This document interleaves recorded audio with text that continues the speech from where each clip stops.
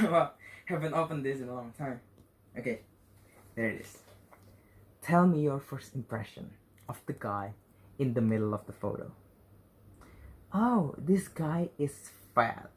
I'm sure what he does is eat all the time. There's no way this guy could become a cadet like the one holding the photo. Could you believe it was me 3 years ago? Well, for as long as I could remember, I love eating. It is my go-to activities on all kinds of occasions. That is mostly the reason as to how my body could become like that. Since I was small, I never realized that I was chunkier than most of my friends, because I just thought that little kids should eat a lot to grow, you know? But eventually I started to realize that my friends were acting cold towards me. The words that came out of their mouth sounded painful to my heart. They always told me to go away and gave me insulting nicknames like Fatty, Shrek. But out all of that mean words, the one that was the most painful to me was something that came out of my friend. He said that he couldn't be friend with me anymore because he is scared of being bullied like me. My experiences in school felt like I was in the middle of the desert. I'm tired, clueless of where I should go. It's like having a heat stroke. I can't think straight. The only thing that was on my mind was about how I could get out of this endless desert. That's when I started to make a plan. Did you know that Apple CEO Tim Cook wakes up at 4 every morning just to read his emails for a reason? He develops morning routine. But why? Based on a survey by biologist Christopher Randler, creating a morning routine develops a proactive mindset. This kind of people with this mindset have a higher productivity rate and confidence, hence increasing the probability of success. So I started waking up at 4 every morning.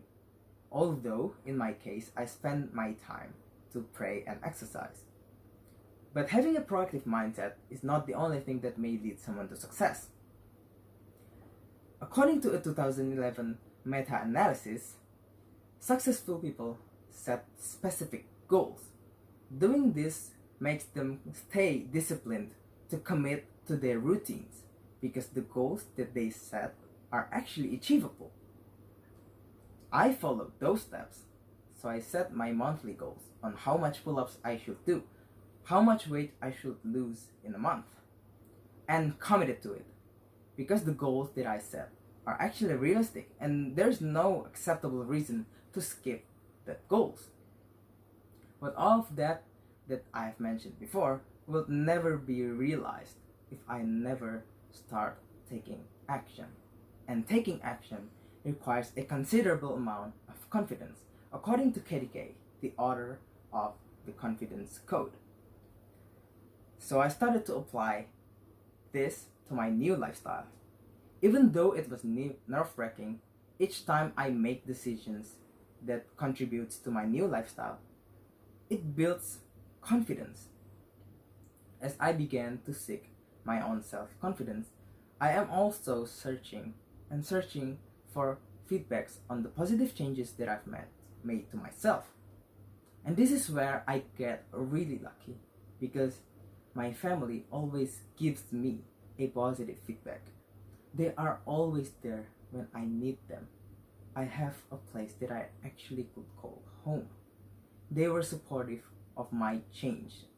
And through all of this acquires me a strong will.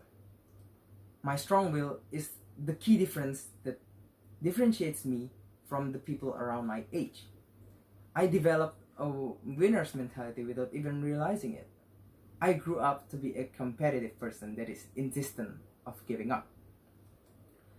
The accumulations of all experiences that I had made me want to help and prevent anybody from being bullied ever again. I decided to become a police officer. Why a police officer? because they have the power and capabilities to pull that off. Through Binmas or Bina Masyarakat, police institutions could cooperate with school to detect early signs of bullying cases. Through this partnership, we can also create campaigns to promote the awareness of bullying, the danger of bullying. Raising the awareness is important because people need to realize that bullying is not a case that could be lightly brushed off carelessly. Bullying is dangerous, and I want to be blessing to other people. The key of escaping the endless desert actually lies on us. Whether or not we are going to find our way out depends on when we are going to start taking action. Pull yourself out of your comfort zone. If you change nothing, nothing will change. Believe that at the end of the desert, the green and beautiful hills and slopes are there. I sincerely believe that there is no such thing as endless suffering. As stated in the Quran, فَإِنَّ مَعَ الْعُسْرِ يُسْرًا إِنَّ مَعَ الْعُسْرِ يُسْرًا. For indeed, hardships will be ease. For indeed, each hardships will be ease. I'm Nazzer from Indonesian Police Academy. Thank you.